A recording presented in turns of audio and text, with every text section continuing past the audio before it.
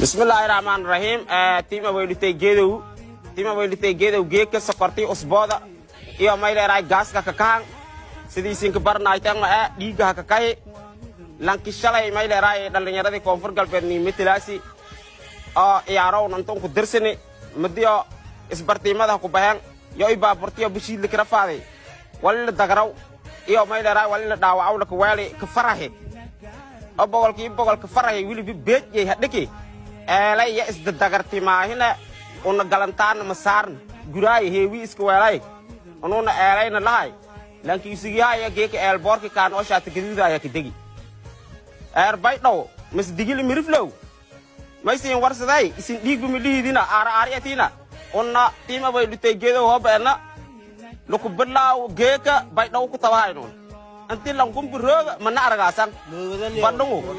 sababtoo mayleeray si sharaf dora haamba ni filan lanki shalay layna rafaadiyay onna aayay eelay isdagarti lahay ya mayleeray uga saagantaan ka dhawaaya hayta ma afrikaan man wal aragay walay sinsiin ka dhiyang ma hayti asaayadu away dhutay geedo oo adduunku dhonka badda ka hay geehalin ko langa dhawaayo mala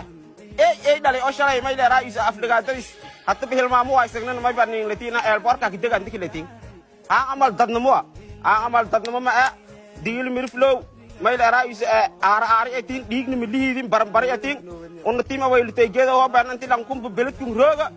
mana aragaasan mayleeray mushata galaan uni kama bis araga korn